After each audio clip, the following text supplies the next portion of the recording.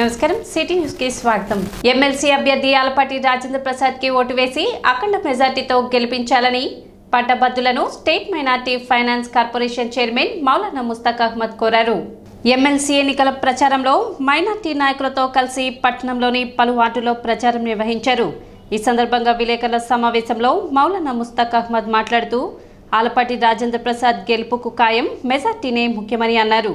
విద్యావంతులకు పట్టభద్రుల కూటమి ఎమ్మెల్సీ అభ్యర్థిగా ఆలపాటి రాజేంద్ర ప్రసాద్ని నిలబెట్టడం ద్వారా మంచి అవకాశం వచ్చిందన్నారు। విద్యార్థి దశ నుంచి రాజకీయాల్లో ఉండి వేమూరు, తెనాలి నియోజకవర్గాల్లో మంత్రిగా, ఎమ్మెల్యేగా అభివృద్ధితో ప్రజలకు ఎన్నో సేవలు చేశారని, కూటమిలో భాగంగా తెనాలి సీట్ త్యాగం చేసిన ఆలపాటి రాజేంద్ర ప్రసాద్ నాదెండ్ల మనోహర్ గెలుపులో కీలక పాత్ర పోషించారని తెలిపారు।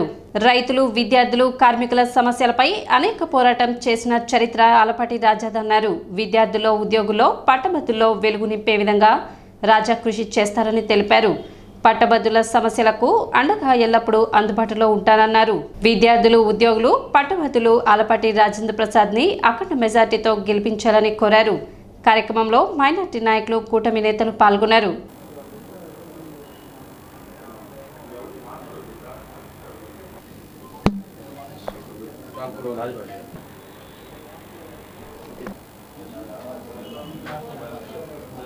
గెలవబోతున్నారు రేపు మీ ఆశీర్వాదాలు తప్పకుండా మీరు, మీ కుటుంబ సభ్యులు, మీ బంధుమిత్రులు, స్నేహితులు ప్రతి ఒక్కరికి చెప్పి వివరించి టైం కొద్దిగా కేటాయించి అభివృద్ధికి ఓటు, సంక్షేమానికి ఓటు వేయించాలి।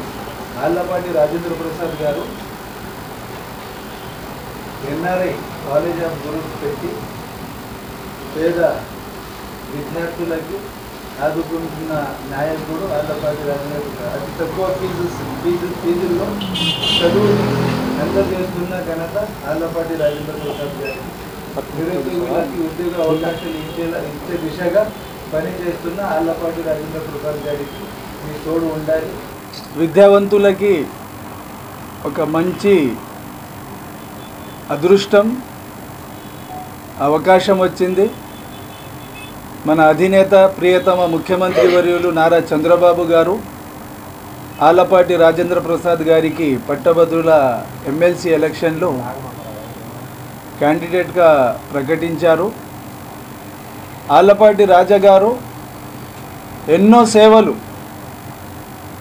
తెనాలికి, వేమూరికి అందజేయడం జరిగింది। గతంలో విద్యార్థిగా ఉండి సోషల్ యాక్టివిటీస్ ఎన్నో చేశారు। ముఖ్యంగా యువతకి నాయకత్వం తెలుగుదేశం పార్టీలో ఆయన నాయకత్వంలో విద్యార్థులకి ఎన్నో సేవలు అందజేశారు। ఆలపాటి రాజా గారు రైతు సమస్యలు కానీ, విద్యార్థుల సమస్యలు కానీ, కార్మికుల సమస్యలు కానీ పరిష్కరించిన ఘనత రాజేంద్ర ప్రసాద్ గారు।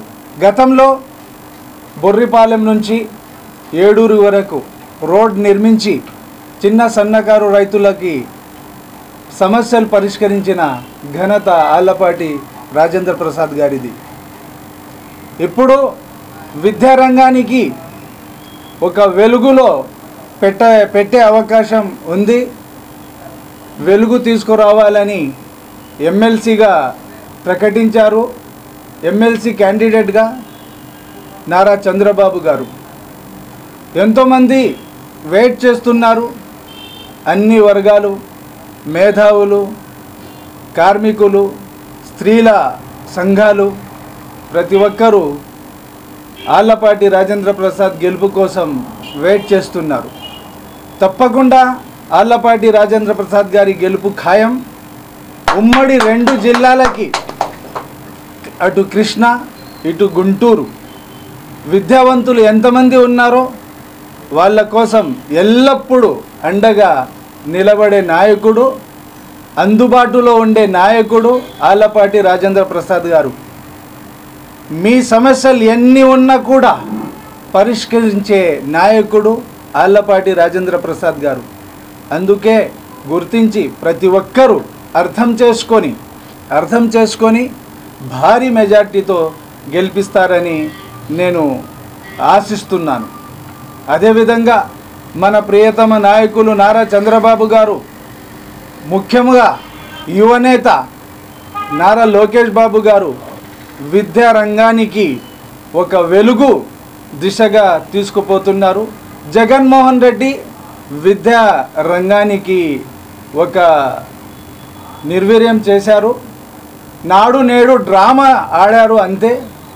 మన ఐటీ విద్యా మినిస్టర్ నారా లోకేష్ బాబు గారు స్కూల్స్కే కాదు, మధ్యాహ్న భోజనం ఇంటర్మీడియట్ చదువుకున్న విద్యార్థుల, పేద విద్యార్థులకి కూడా కావాలి అని గ్రహించి స్టార్ట్ చేశారు.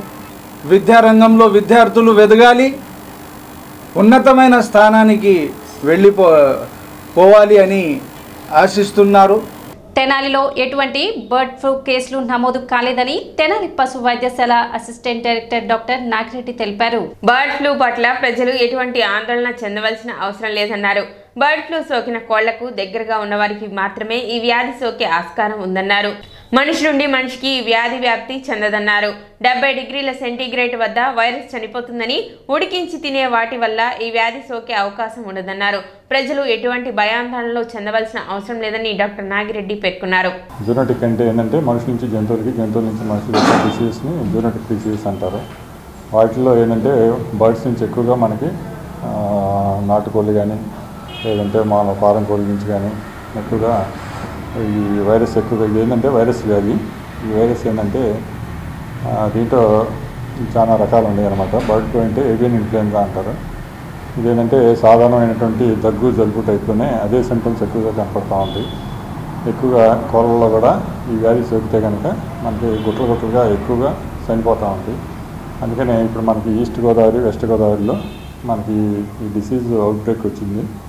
దీన్ని గవర్నమెంట్ వారు పకడ్బందీగా ప్రణాళిక ప్రకారంగా దాన్ని కంట్రోల్ చేస్తూ ఉన్నారు. దానికి ఏంటంటే ఎక్కడైతే అవుట్బ్రేక్ వచ్చిందో అక్కడ మనకి అది రెడ్ జోన్ కింద పెట్టేసేసి 1 కిలోమీటర్ రేడియస్ ప్రకారం మనకి రెడ్ జోన్లోకి ఇది చేస్తారు. అక్కడి నుంచి 10 కిలోమీటర్ల వరకు సర్వైలెన్స్ జోన్ కింద ఇది చేసేసి ఆ ట్రాన్స్పోర్టేషన్ కానీ ఇది కానీ మొత్తం అంతా కంట్రోల్ చేస్తూ ఉంటారు. దాని ద్వారా ఏంటంటే ఫర్దర్ ఏరియాకి స్ప్రెడ్ కాకుండా దీన్ని ఇది చేస్తూ ఉంటారు అన్నమాట. అందుకని చెక్ పోస్టులు పెట్టేసి ట్రాన్స్పోర్టేషన్ అనేది కంట్రోల్ చేస్తూ ఉంటారు. ఇప్పుడు అందుకని ఏంటంటే మనకేంటంటే అన్యూజువల్ డెత్స్ ఏదైనా ఉంటే కనుక బర్డ్స్లో మనకి ఉండకుండా చనిపోవటం కానీ, ఈ ముక్కలమ్మటే స్రావాల ఇది కానీ, తర్వాత కళ్ళు ఉబ్బటం కానీ, ఈ దగ్గటం కానీ, తుమ్మటం కానీ అట్లాంటివి ఏదైనా ఉండి, రఫుల్డ్ ప్రదర్శకత ఏదైనా ఇది కానీ ఉండి, గుడ్ల ఉత్పత్తి కానీ, మాంసం ఉత్పత్తి, బొరుగు తగ్గటం ఇట్లాంటివన్నీ లక్షణాలు ఉంటాయి. వీటిలో మనం జస్ట్ లైక్ ఫ్లూ టైప్లోనే ఉంటాయి లక్షణాలు ఎక్కువగా. వీటిలో ఏంటంటే ఈ వైరస్లో కొన్ని చాలా రకాలు ఉంటాయి. ఇదేంటంటే మ్యుటేషన్ చెందడం మూలాన ఈ వైరస్ ఎక్కువగా మ్యుటేషన్ చెందుతూ ఉంటుంది. అందుకని చెప్పేసి దానికి వ్యాక్సిన్ అనేది ఇంతవరకు కనుగొనలేకపోయారు. ఎక్కువ పౌల్ట్రీలో పనిచేసే వాళ్ళకే ఇది ఎక్కువగా సోకేదానికి అవకాశం ఉండేది. కానీ ఎక్కువగా మనుషుల నుంచి మనుషులకు మాత్రం ఇది ఎట్టి పరిస్థితుల్లో రాదు. దాదాపుగా వచ్చిన దాఖలాలు అయితే అక్కడ లేవు. బర్డ్స్ నుంచే మనుషులకి వచ్చేదానికి ఆస్కారం ఉండేది. కానీ అది ఎక్కడంటే ఎక్కువగా పనిచేసే వాళ్ళ దగ్గరే. వాళ్ళు ఏంటంటే అన్ని ప్రొటెక్టివ్స్ పెట్టుకొని, గ్లౌజెస్ కానీ, మాస్కులు కానీ ఇవన్నీ పెట్టేసుకొని వాళ్ళు పనిచేసుకుంటూ ఉంటే వాళ్ళకి కూడా సోకదు ఇది. కాకపోతే ఏంటంటే దీంట్లో H5N1 అనే వెరైటీ అంటే ఏంటంటే కొద్దిగా హైలీ ప్యాథోజెనిక్, ఏవియన్ ఇన్ఫ్లుయెంజా అంటారు. మిగతా కొన్ని లైట్ ప్యాథోజెనిక్ కూడా ఉంటాయి, లో ప్యాథోజెనిక్. కాకపోతే ఏంటంటే మనకి ఇప్పుడు ఏంటంటే ఇది వచ్చింది హై ప్యాథోజెనిక్ అన్నట్టు చూస్తున్నారు, H5N1 వెరైటీ. ఇంకా చెప్పేసి మనకి ఆ ఏరియా మొత్తం కంట్రోల్ చేసేసి మిగతా చోట్ల రాకుండా ఉంటాయి. కోళ్ళ నుంచే వస్తాయి కాబట్టి కోళ్ళలో వాటిల్లో పనిచేసే వాళ్ళు, కోళ్ళ పొలాల్లో పనిచేసే వాళ్ళు కొన్ని జాగ్రత్తలు తీసుకుంటే కనుక ఇది స్ప్రెడ్ కాకుండా ఉంటుంది. అందుకని దీని గురించి మామూలుగా మనం కనుక పసుపు చికెన్ కానీ అన్నీ తినచ్చు. మనకి ఎటువంటి గుడ్లు కానీ చికెన్ కానీ అన్నీ తినచ్చు. మనకి ఎటువంటి ఇబ్బంది ఉండదు. కాకపోతే ఏంటంటే ఇది మనం 70 డిగ్రీ సెంటీగ్రేడ్ దగ్గర ఇది ఏంటంటే ఈ వైరస్ అనేది చనిపోయింది. కావున మనకేంటంటే బాగా ఉడకబెట్టుకుని మనం తింటాం కాబట్టి ప్రాబ్లం ఉండదు. రానున్న ఎమ్మెల్సీ ఎన్నికల నేపథ్యంలో పోలీసులు అప్రమత్తంగా ఉండాలని జిల్లా ఎస్పీ సతీష్ కుమార్ అన్నారు. పోలీసుల సాధారణ విధుల్లో భాగంగా తెనాలి విఎస్ఆర్ కళాశాలలో శుక్రవారం పోలీస్ పెరేడ్ నిర్వహించారు. ప్రత్యేకించి ఏఆర్ పోలీసులు నిర్వహించిన పెరేడ్లో ఎస్పీ గౌరవ వందనం స్వీకరించారు. అనంతరం సతీష్ కుమార్ మాట్లాడుతూ పోలీస్ విధుల్లో భాగంగా ప్రతి శుక్రవారం పోలీస్ పెరేడ్ నిర్వహిస్తున్నామని తెలిపారు.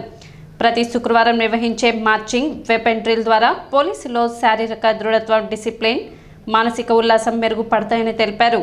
పోలీస్ విధి నిర్వహణలో పెరేడ్ అతి ముఖ్యమని, కేసుల పరిష్కారం విషయంలో పోలీసులు వ్యవహరించాల్సిన తీరు, ఫ్రెండ్లీ పోలీసింగ్ విధానాలపై సూచనలు చేశామని తెలిపారు. ఇటీవల గుంటూరు 3 సబ్ డివిజన్ల పరిధిలో పెరేడ్ నిర్వహించామని అన్నారు. తెనాలి డివిజన్ పరిధిలో సుమారు 185 మంది ఏఆర్ సివిల్ పోలీసులతో మార్చింగ్ నిర్వహించామని తెలిపారు. కార్యక్రమంలో AR additional SP Hanumanth, trainee SP Deeksha, Tenali ఎస్డిపిఓబి జనార్దనరావు, సిఐలు మల్లికార్జునరావు, రాముల నాయక్, రమేష్ బాబు, ఏఆర్ సిఐలు, ఎస్ఐలు, సిబ్బంది పాల్గొన్నారు.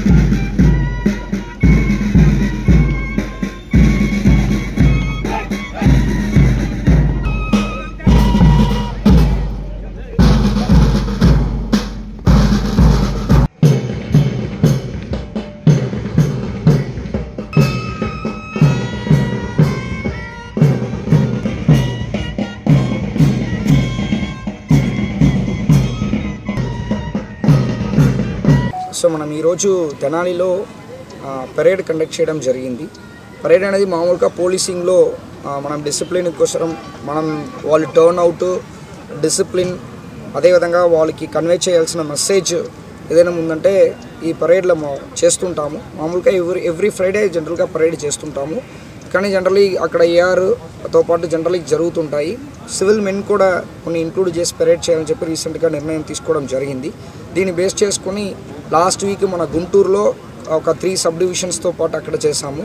సో తెనాలి సబ్ డివిజన్ అనేది మనకి వాళ్ళ ట్రావెలింగ్ టైం వేస్ట్ అవుతాయి, ఇదన్నీ ఆలోచించుకుని వాళ్ళ ప్లేస్లే పెరేడ్ చేయించాలన్న ఉద్దేశంతో పాటు మన తెనాలిలో పెరేడ్ చేయించడం జరిగింది. ఈరోజు సివిల్ మెన్ తరపు నుంచి అవుట్ ఆఫ్ 250 దాదాపు 185 వరకు ఈరోజు పార్టిసిపేట్ చేశారు. అదర్ అటాచ్మెంట్స్ కొన్ని హెల్త్ ఇష్యూస్ వల్ల ఒక 50 మంది వరకు రావట్లేదు. ఆల్ ఆఫీసర్స్ కూడా పార్టిసిపేట్ చేశారు.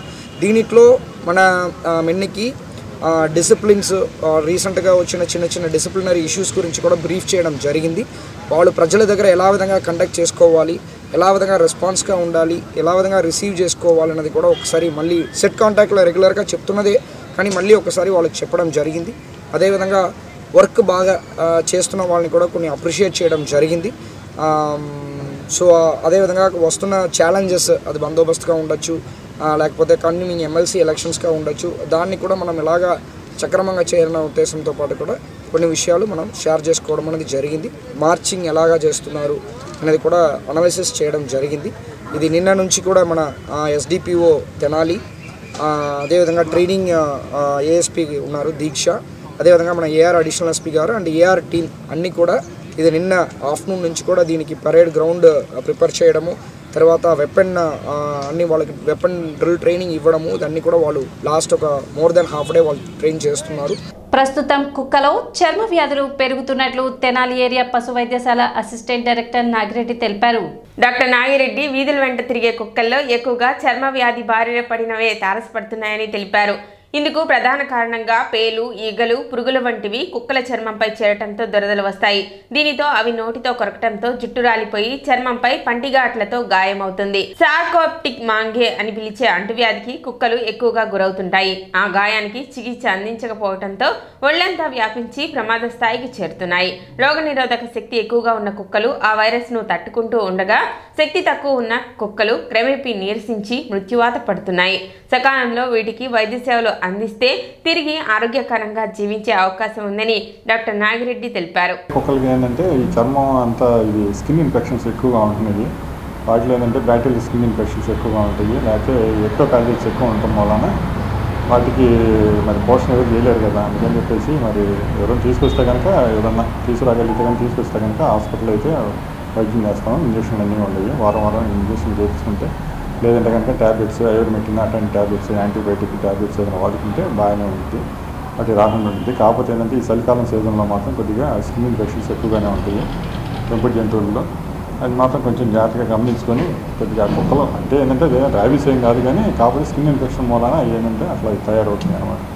వాటికి ఎవరైనా తీసుకొస్తే కనుక పెంపుడు ఎవరన్నా ఇంట్రెస్ట్ ఉండి వాటిని తీసుకొస్తే కనుక ఇంజక్షన్ చేసి పెడతాం, ఇబ్బంది ఏం లేదు. కాకపోతే ప్రతి సంవత్సరం ఇవి వస్తూనే ఉంటాయి, అవి మాత్రం కొద్దిగా కామన్గానే ఉంటాయి. కాకపోతే ఈ సంవత్సరం కొద్దిగా ఎక్కువగా ఉంటుంది, అది చలికాలంలో కాబట్టి కొద్దిగా ఎక్కువగా వస్తూ ఉంటాయి. ఆ స్కిన్ ఇన్ఫెక్షన్స్ తగ్గాలంటే కొద్దిగా ఇంజక్షన్ చేసుకొని లేదంటే ఐవర్మెక్టిన్ ట్యాబ్లెట్స్, యాంటీబయాటిక్ ట్యాబ్లెట్స్ ఏదైనా కంటిన్యూగా వాడుకుంటే కొద్దిగా 4 రోజులు తగ్గిపోతుంది. సిటీ న్యూస్ ఇంతటితో సమాప్తం. నమస్కారం.